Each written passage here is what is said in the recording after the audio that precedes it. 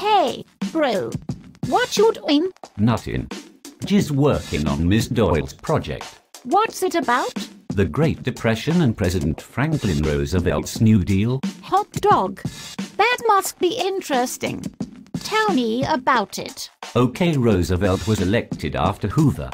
The country was very depressed because... 'Cause all the businesses were being greedy and 'cause the Dust Bowl. Right. Don't interrupt me again or I will cut you.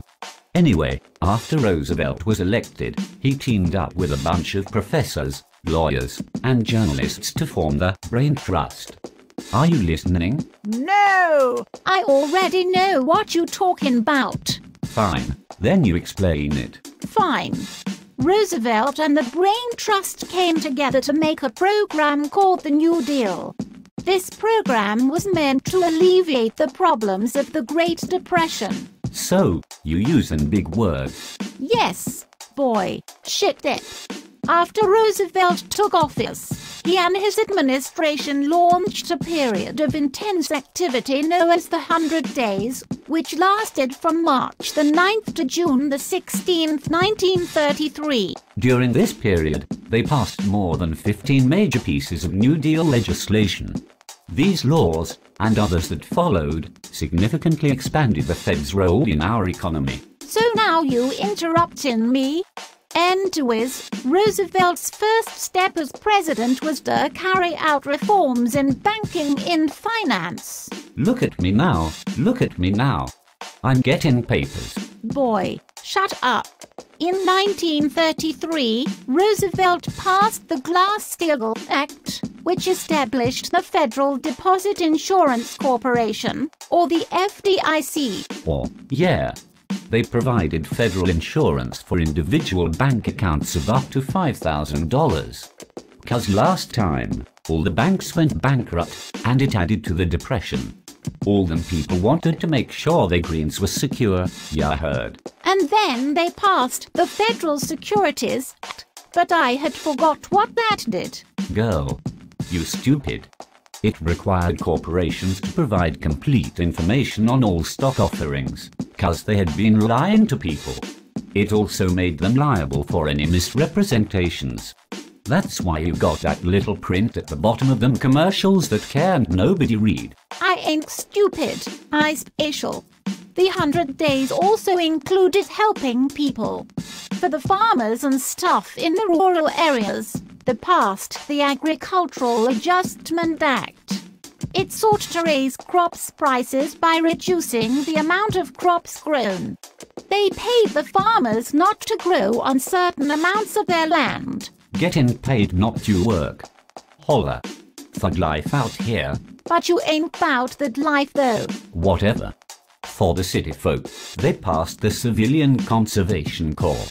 It put young men aged 18 to 25 to work building roads, planting trees, and helping in soil erosion and flood control projects. You too chunky for all that. Girl, I will defenestrate you. Your face already did.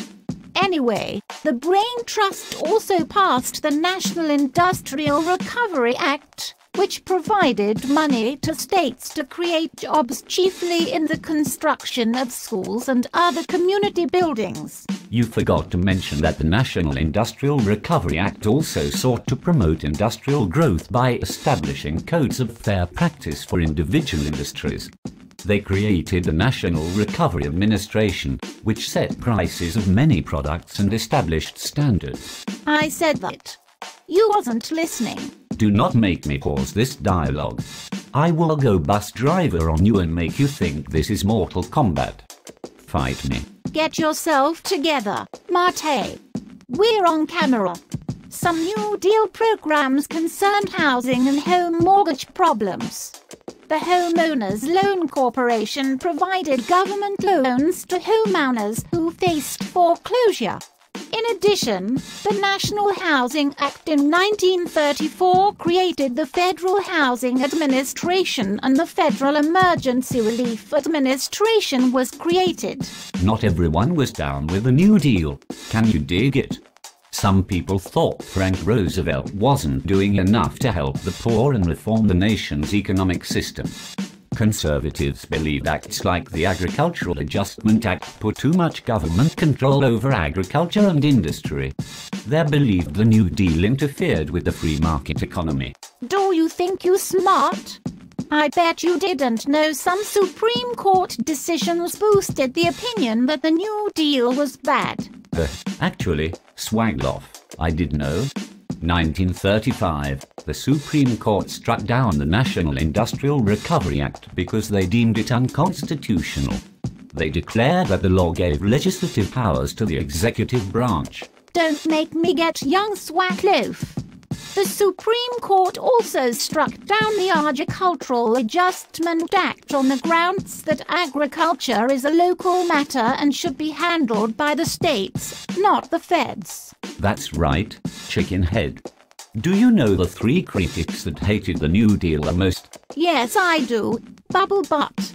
They were Charles Coughlin, Dr. Francis Townsend, and Huey Long. True gangsters. Holler at your mother, swag daddies, out.